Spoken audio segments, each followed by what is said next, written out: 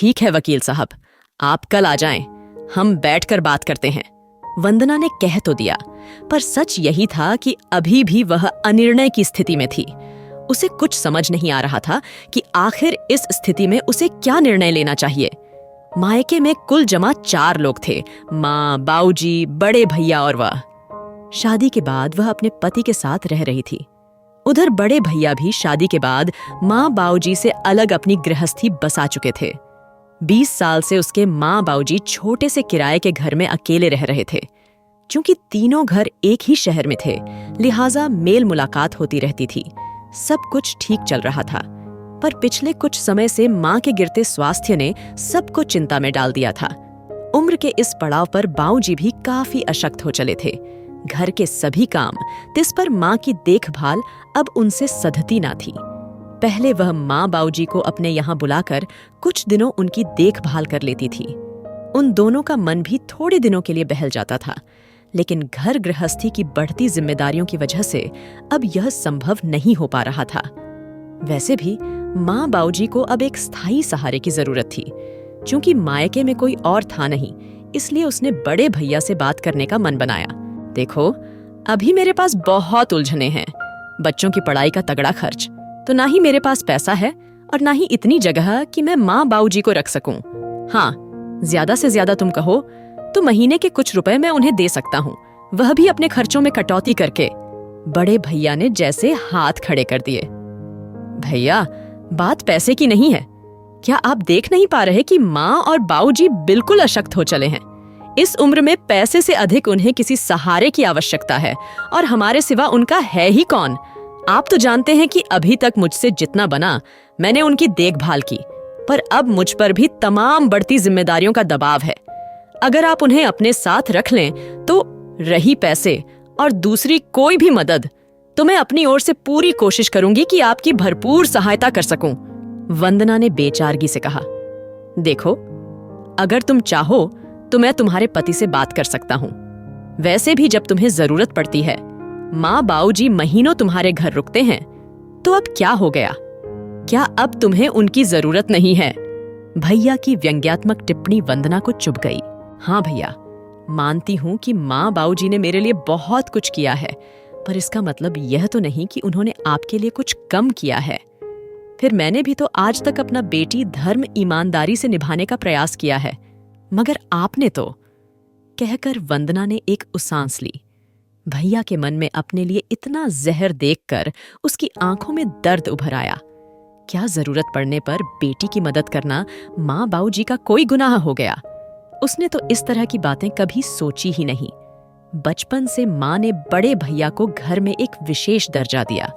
उनकी पढ़ाई की टेबल, उनकी जरूरत की कॉपी किताबें, उन्हें हॉस्टल में रखना आदि सब उनकी मर्जी के मुताबिक ही तय होता था, जबकि वह कैसे भी कहीं भी अपनी पढ़ाई कर लेती थी। उसे कभी किसी विशेष सहूलियत की आवश्यकता नहीं पड़ी। सालों से घर के हर छोटे बड़े फैसले में बड़े भैया को आगे रख उनकी बात का सम्मान रखा जाता था। स्वयं बड़े भैया उससे कई बार कह चुके थे कि बेटा, तुम इस घर के मामलों में मत पड़ा करो, हम आपस में सब निपट लेंगे। तुम अपना घर संभालो, इस घर की और माँ बाऊजी की चिंता हम पर छोड़ दो। तो अब क्या हो गया? अब वे क्यों अपनी ही कही बात और जिम्मेदारी से मुकर रहे हैं? फिलहाल वह इतना समझ चुकी थी कि भैया के मुंह से निकलने वाले ये शब्द असलियत में उसकी भाभी के दिमाग की उपज हैं। सब समझते हुए वंदना ने आखिरकार खामोशी अख्तियार कर ली। बात आई गई हो गई थी, पर वंदना की चिंता दिनों दिन बढ़ने लगी।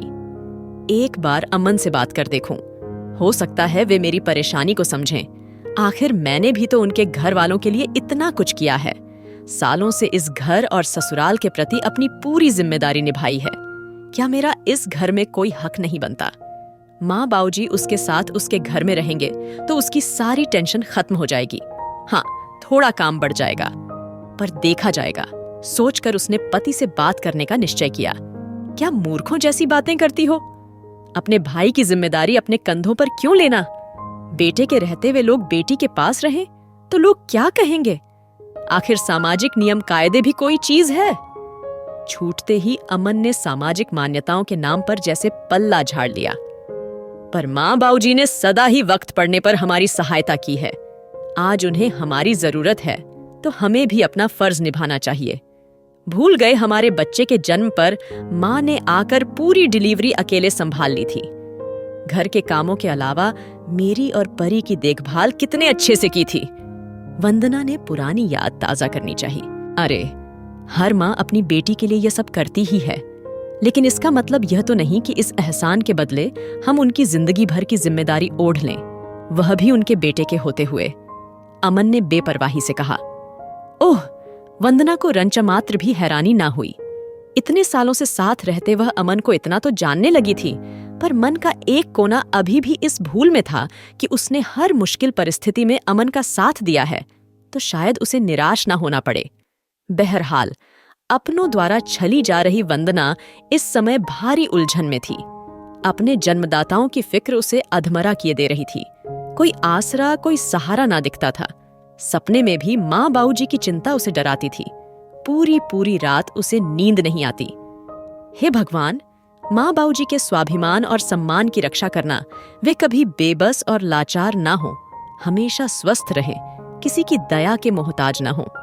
प्रार्थना करते हुए वह सिसक पड़ती। एक एक दिन बीता जा रहा था।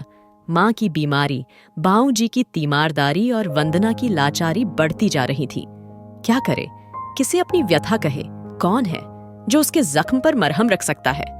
क्या कहीं भी माँ बाऊजी को इज्जत की 2 रोटी नहीं मिल सकती? आखिरकार वंदना ने एक कड़ा फैसला लिया। समाज और खानदान की परवाह किए बिना पास ही एक वृद्धाश्रम जाकर अपने माँ बाबूजी के लिए बात कर सभी औपचारिकताएं पूरी कराई। मन में ज्यादा खुशी ना सही, पर आत्मसंतोष था कि अब माँ बाबूजी बेसहारा तो ना रहेंगे।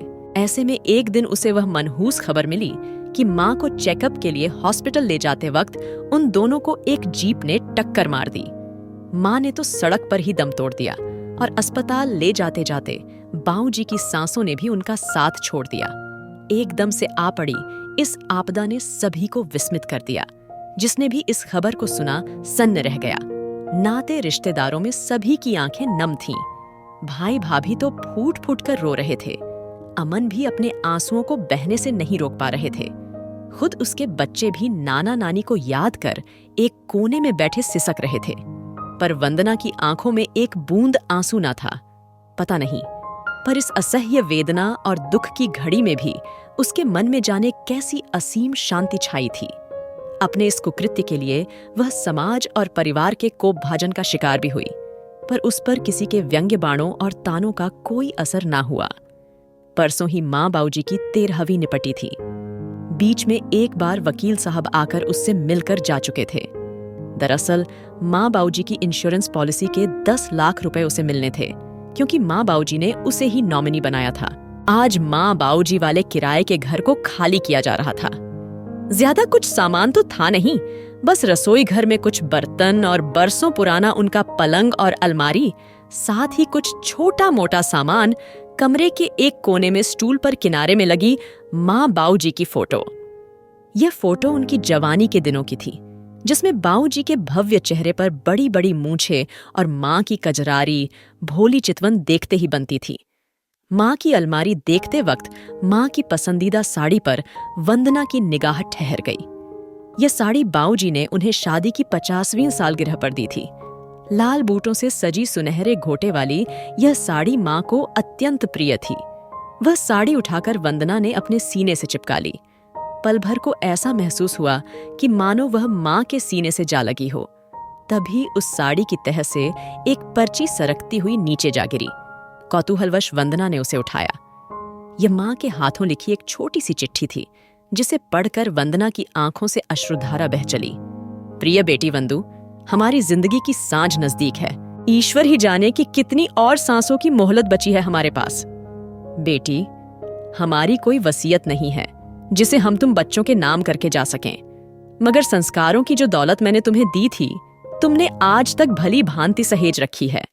उसके अलावा जाने अनजाने तुमने एक माँ की पूरी विरासत अपने अंदर संजो ली, जो प्रतिपल मैंने तुम्हारे कर्मों के रूप में साकार होते हुए देखी। कितनी विचित्र बात है कि वसीयत देने वाले की इच्छा पर तथा विरासत लेने वाले की इच्छा पर निर्भर होती है।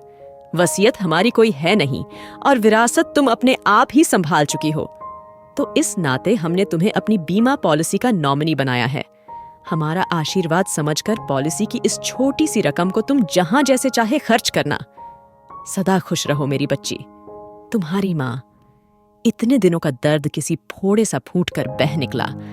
जी भरकर रो लेने के बाद उसका मन बिल्कुल हल्का हो चुका था। माँ के इस पत्र ने जैसे उसे सही निर्णय लेने की क्षमता प्रदान कर दी थी। अब उसे बस सुबह वकील साहब के आने का इंतजार था। दीदी, आप जो भी निर्णय लो, मुझे बस इतना कहना है कि माँ बाबूजी की अंत्येष्टि से लेकर 13वीं तक आपके भैया ने अपने सारे फर्ज बखूबी निभाए हैं।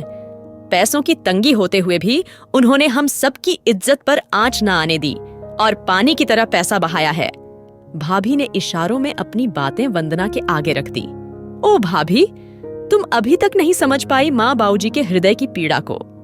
उन्हें जीते जी हमसे थोड़ी सी देखभाल और अपनापन चाहिए था, ना कि मरने के बाद यह दिखावा। वैसे भी आपने यह सब माँ बाबूजी के लिए नहीं, बल्कि समाज में अपनी साख बनाने के लिए किया है। सोचते हुए वंदना का मन उदास हो चला। देखो वंदना, जो करना बहुत सोच समझ कर करना। अपने बच्चे के भविष्य का सवाल है। अमन ने इससे अधिक बोलना जरूरी नहीं समझा। आखिर वंदना उसकी पत्नी थी। वह जो भी फैसला लेगी उसके पक्ष में ही होगा। उसे इस बात का पूरा विश्वास था। वकील साहब, माँ बाबूजी के बीमा की सारी रकम 10 लाख रुपए मैं उस वृद्धाश्रम में दान करना चाहती हूँ, जहाँ हर तरफ से निराश होकर मैंने उनके रहने की व्यवस्था की थी। मुझे नहीं लगता कि इस राशि के लिए इससे उपयुक्त पात्र कोई और हो सकता है। वंदना ने दृढ़ शब्दों में अपना निर्णय सबके सामने रख दिया, जिसे सुनते ही वकील साहब के अलावा हर किसी के चेहरे पर मुर्दनी छा गई। वंदना ने कोने में रखी माँ बाबूजी की फोटो पर निगाह डाली। उनके चेहरे की निर्मल मुस्कान जैसे अपने मन की असीम शांति की बयां कर रही थी और उसे सही निर्णय लेने पर बधाई दे रही थी। जीवन में कई बार हमें हमारे निर्णयों पर दुख होता है, तो कई बार बहुत खुशी के साथ साथ गर्व भी महसूस होता है।